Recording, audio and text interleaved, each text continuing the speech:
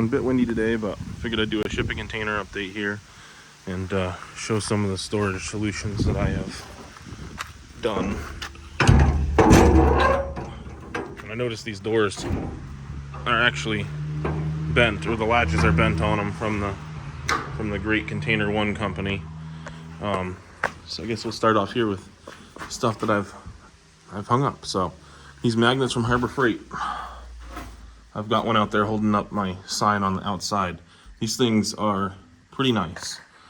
So it's 1/4-20 thread. It comes with a little tiny hook in it, and they can take quite a bit of pull when they're in this up and down direction. When they're like this, when you turn them horizontal, they don't have so much. Whoops, I think I just broke it. I was pulling on it too hard. Maybe not. Okay.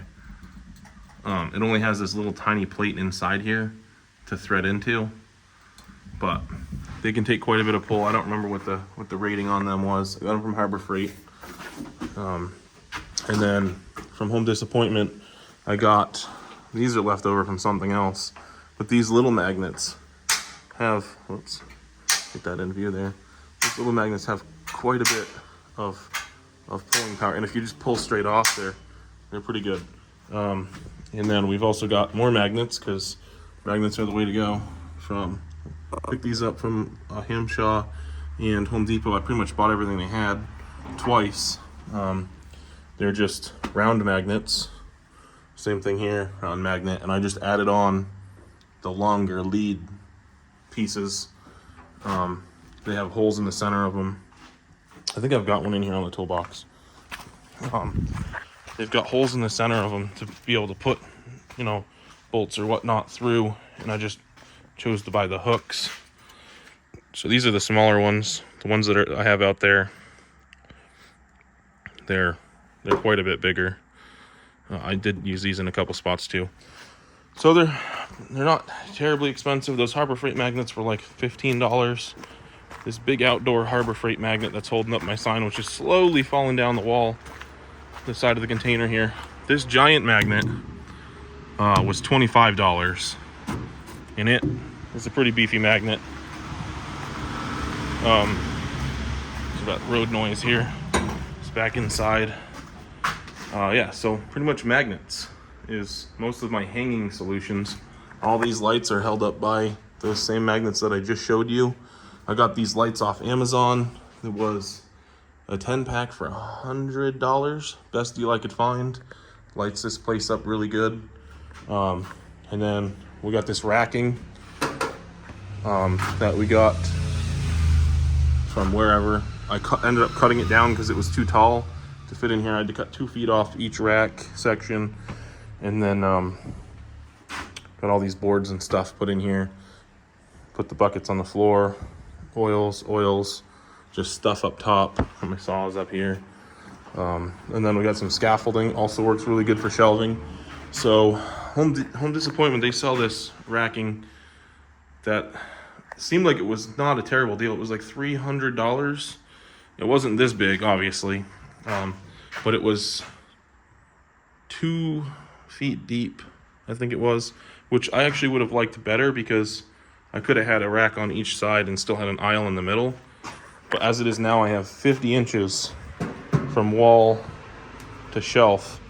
So if we want to bring the four-wheeler in here, we can do that in this section here. If we wanted to bring the lawnmower in and store it for winter, we could bring it in here, put it there. Actually, the lawnmower might not fit. That's a 52-inch deck. So, but yada yada. Anyway, scaffolding here. We've got some skinny frames we threw in here with some just planks. You could also just throw plywood across them. Excellent storage solution for these. And I could also, put one on each side and still have more space in the middle than what you have with this giant wide racking. Just because, when you get to putting stuff back in here, you really can only reach to just past the center of this racking. Anything that's on the back foot, you can't really get to it very easily if you have stuff in the front. Just like the stuff Home Depot used to have, where they have it on both sides, and then you have an aisle on each side of the unit. But it works. It was free. And then coming back in here, what else did we have? Oh, we just have more magnets up in here. I got my electrical. It's fine. Don't worry about it. Had to splice in a thing up there. It's visible, so it's not like that's gonna hurt anything. Just to have the wire caps like that. But it ended up not being long enough for me to put. Well, first of all, I was gonna wire this fan because this fan is on all the time in here, but the box wasn't big enough. I just welded some steel boxes onto here, and so I had to do that. But I brought the wire in through the roof there, goes through the conduit out there, across the roof. The 220 goes to the lift, and then this dives in here. But I've wired my lights plug in. I've wired the outlet to switch to power. So I got tell everybody shut the lights off, you know. So it's nice to have the outlet out here. We can plug stuff in. And then this is for the fan, which is a temperature controlled fan that goes in. So that's wired in up there. So that's powered all the time. That power never gets shut off. They opted to go with the 14 gauge electrical cord and cut the ends off of it because it's way more flexible to be able to run up through these tie loops that they had. And you know, you can see the patches that this thing has. You know, this thing is just, it's gonna leak. There's patches here, patches there, patches everywhere. I painted this white and whatnot, but I've got this cord run down here into the temperature controlled box. I've got it set at 90 degrees. This fan was $60. Temperature controller unit was, they sell them as combination kits with a unit, but it was out of stock, so I ended up ordering that separately. So that works really well to suck the heat out of here. And yeah, so anyway, we got off topic, but I've got more racking back here. I did 2 shelves. I put all of my rock maple and all of my black cherry lumber on here. I've got it all stacked on here. I don't need it stickered. It's already been dry. The cherry's been drying for like 5 years. The maple's been drying for like 20 years. So it's pretty good at this point. I've got 1 rack unit left, and I've got some shelving pieces, but unfortunately I was gonna cut them down and then weld them back together so that would be a shorter unit like right here. But I can't pull this out with all that weight on there to be able to put another shelf back there. So I've only got one of those units, so it's pretty useless. Probably just give it away. You know, I've got the fuel container in here that we use to transfer fuel. So everything's pretty accessible. You know, I went ahead, painted this white. I bought that sprayer I made a review on, and it worked out pretty well. This is what 2 gallons got me. This was 2 gallons of, it's $50 a gallon. They knocked it down to 46 because I'm a good customer. And I got about 5/8 of the way painted, ceiling and walls.